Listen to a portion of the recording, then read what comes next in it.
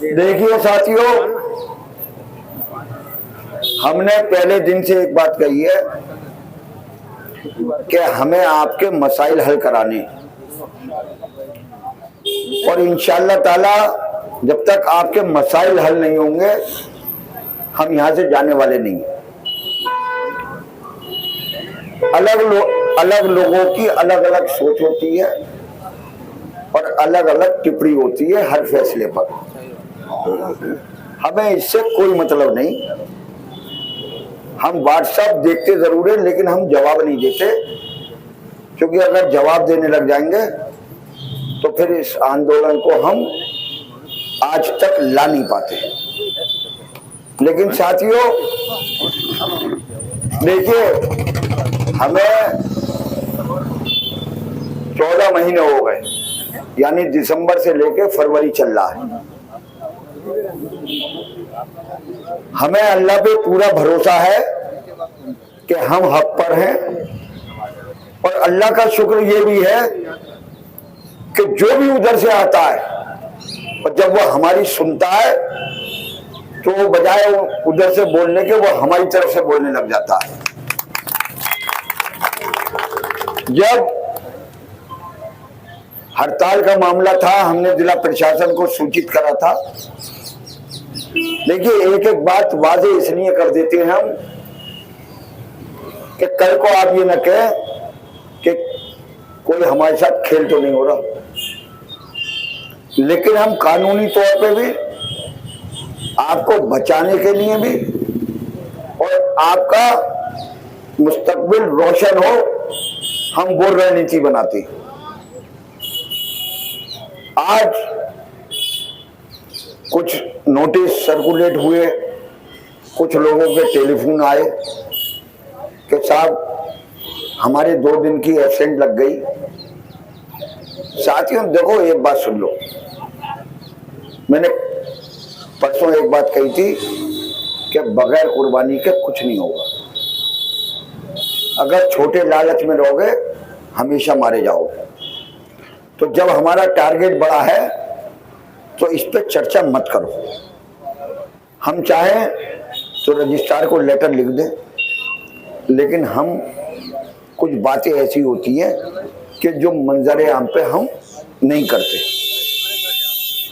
आपकी का जो इत्तेहाद है, आपकी जो एकजुटता है और आपने जो अब तक काम करे, अल्लाह के शुक्र से उसमें आप 100% पास हो। चाहे वो 9 तारीख की स्ट्राइक हो, चाहे वो 14 तारीख की स्ट्राइक हो, और चाहे 8 और 9 तारीख की स्ट्राइक हो, आपने इतिहास रच दिया इस यूनिवर्सिटी में। धरना हमारा जारी रहेगा। देखिए, हमसे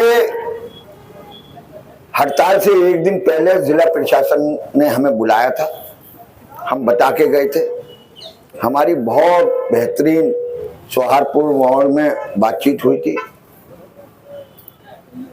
ये अंदर बैठने वाले कमजोर लोग हमेशा ताकतवर का साथ लेने की कोशिश करते हैं, यानी डिस्ट्रिक्ट एडमिनिस्ट्रेशन। लेकिन अल्लाह के शुक्र से ये हर बार मुंह की खाते। जब हमारी बातचीत हुई और कमेटी के लोग गए तो उन्होंने हमारी बात को बहुत ही गंभीरता पूर्वक और बहुत फैसला कुन अंदाज में ये कहा कि हम बात करेंगे। हमने कहा कल हमारी हड़ताल है, आप फैसला जनरल बॉडी का है, आप मोस्ट वेलकम, आप आइए।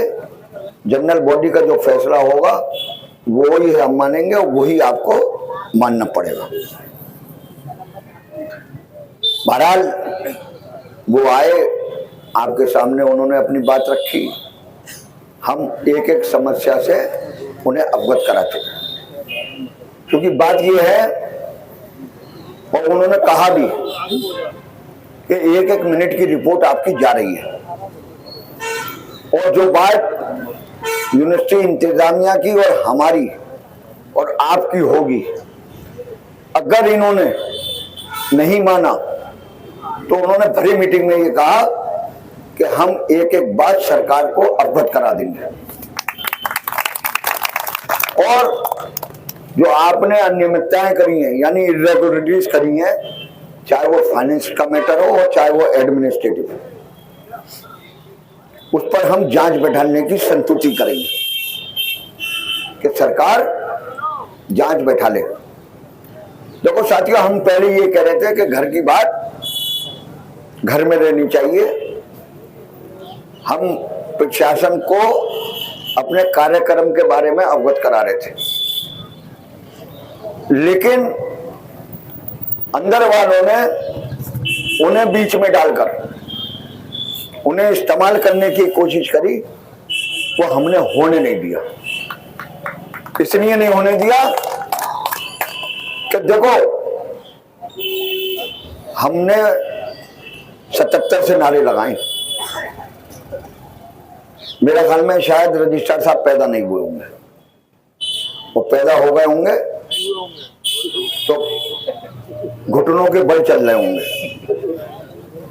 लेकिन हम एक एक बात, कोई ये कि हम राजनीतिक हैं, हम नेता हैं, हम बिल्कुल फख्र के साथ कहते हैं, लेकिन बात यह है कि हम इनकी किसी एक भी चाल पर अभी तक लपेटे में नहीं आए। हाँ, अलबत्ता इतना जरूर है कि कमेटी ने इन्हें लपेटे में ले लिया।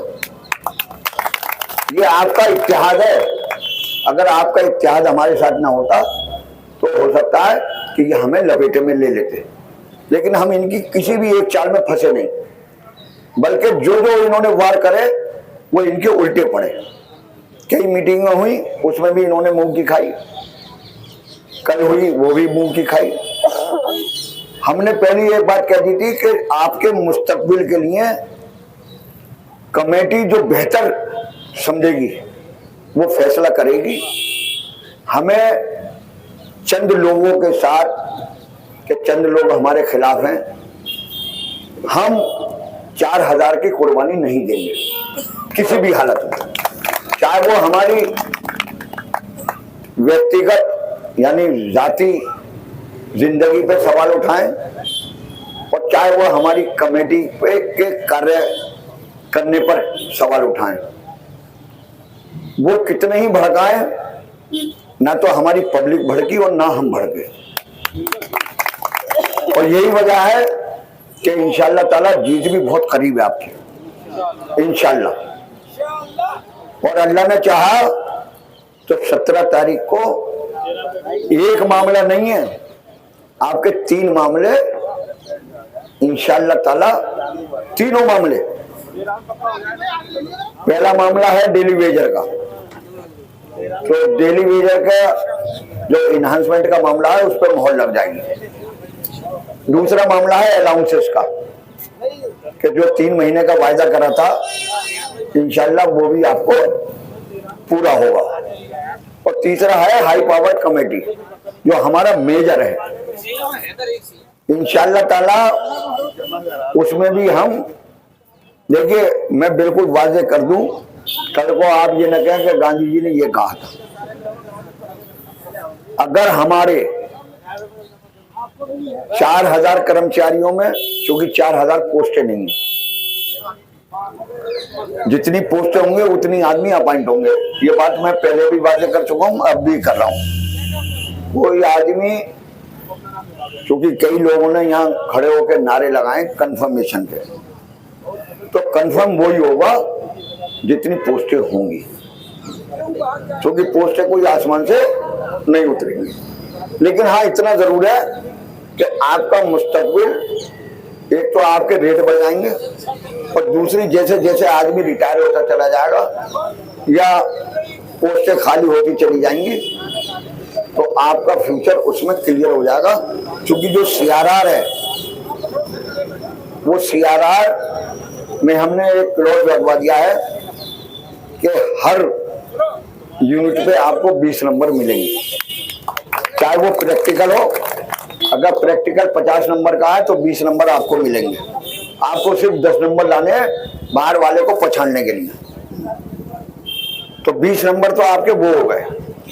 फिर आपका इंटरव्यू है तो 20 नंबर मतलब आपका 4% के हिसाब से 20% वो हो जाएगा, यानी 15 नंबर का 20% आपको वो मिलेगा वेटेज, ऐसे रिटर्न में मिलेगा।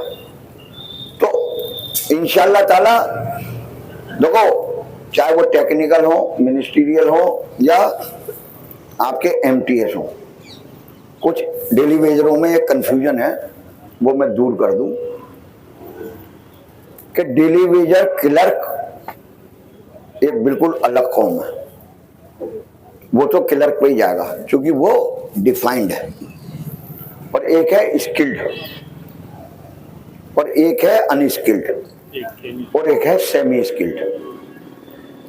ये हैं तीनों डेली वेजर, और तीनों जब स्विच ओवर होते हैं तो वो एमटीएस पर होती है। तो एमटीएस की पोस्ट ज्यादा है, आज भी कम है। तो इसलिए बिल्कुल घबराने की जरूरत नहीं है किसी डेली वेजर को। ज्यादातर लोग हमारे खप जाएंगे। परेशानी जो है वो सिर्फ डेली वेजर क्लर्क की है, क्योंकि डेली वेजर क्लर्क की इसलिए परेशानी है कि जितने एडहॉक टेम्परेरी एम्प्लॉय हैं क्लर्क,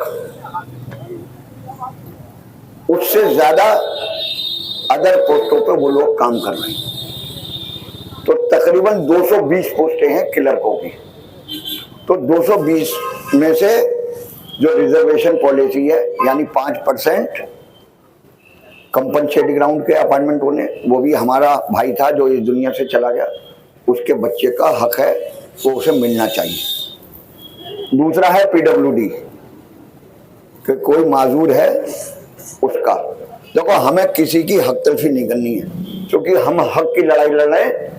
तो ऐसा नहीं है कि हम आपको दूसरे का हक मार के आपका हक दिलवाएं, ये हमारा काम नहीं है भैया। जिसका काम हो वो उससे बात करना, क्योंकि हमने पहले दिन कहा है कि ये आंदोलन जो चल रहा है ये हक की लड़ाई के लिए चल रहा है। हम दूसरे का हक मार के और आपका, तो फिर हमारे आंदोलन का की जो रूह है वो खत्म हो जाएगी। तो सब में ज्यादा परेशानी सिर्फ क्लर्कों में आएगी, बाकी किसी कैटेगरी में नहीं आएगी। जिस यूनियन के हम सदर रहे, रेहान भाई सेक्रेटरी जनरल है टेक्निकल स्टाफ के, तो टेक्निकल स्टाफ में तो आप ये समझ लो कुल 72 लोग हैं, और तकरीबन हमारी 400 से 500 पोस्टें हमारी खाली। तो हमें टेक्निकल की भी फिक्र नहीं है। हाँ, अलबत्ता इतना जरूर है, मैं एक मशवरा दे रहा हूं कि तुम्हें नौकरी करनी है और परमानेंट होना है, तो जरूरी नहीं है कि बाप दादा वसीयत कर गए कि बेटा क्लर्क में मरियो। अगर टेक्निकल क्वालिफिकेशन है तो तुम सीआरआर के थ्रू टेक्निकल में आ जाना, जितनी मदद हो सकेगी उतनी करेंगे। लेकिन ये पकड़ के मत बैठ जाना कि हम तो क्लर्क हैं और क्लर्क ही रहेंगे। अगर टेक्निकल क्वालिफिकेशन है तो तुम टेक्निकल में फॉर्म भरना अपना सीआरआर का, और कैडर अपना चेंज कर लेना, कोई टेंशन मत लेना। तो जितनी लैबों में तुम्हें सपोर्ट चाहिए प्रैक्टिकल में, वो इंशाल्लाह ताला हम, चाहे वो इंडिविजुअल हो और चाहे वो कलेक्टिवली हो, चेयरमैन से लेके और डीन से लेके ऊपर तक हम आपकी पूरी मदद करेंगे। तो साथियों, घबराओ मत किसी बात से। आपने जो इत्तेहाद पैदा करा है, ये तो बात है ही है कि कंफर्मेशन के आपका अलाउंसेस के डेली वेजर के रेट। एक मकसद और भी था इत्तेहाद का कि हमारी यूनियन है और हमारा वजूद खत्म हो रहा था इस इदारे से, कि नॉन टीचिंग भी कुछ है। आपका विकार बना है, आप इसको मानो। पूरी यूनिवर्सिटी में चाहे वो अमूटा हो और चाहे मेडिकल कॉलेज के प्रोफेसर हो, हर जगह चर्चा में आप हैं। आपने मरी हुई कौम को जिंदा कर दिया, बाखुदा कह रहा हूं। और यही वजह है कि ये अब उस अंदाज से बात नहीं कर रहे जैसे ये पहले अंदाज से बात करते थे। तो हमने आपका वजूद कायम करा है और अल्लाह के वास्ते इस वजूद को बना के रखना बिल्कुल, क्योंकि हम तो रिटायर होकर चले जाएंगे, जकी भाई रिटायर होकर चले जाएंगे। हमने कुछ बच्चे तैयार कर लिए हैं, उनसे हम बार बार उनकी काउंसलिंग कर रहे हैं कि देखो, एक तो ये कि कागज कोई भी हो संभाल के रखो। दूसरी बात, छोटे लालच में मत मारे जाना। एडमिनिस्ट्रेशन की सब में पहली चाल आपको खरीदने की होती है। जिस दिन आप बिक गए उसके बाद आपकी नेतागिरी का वजूद खत्म। बता रहा हूं।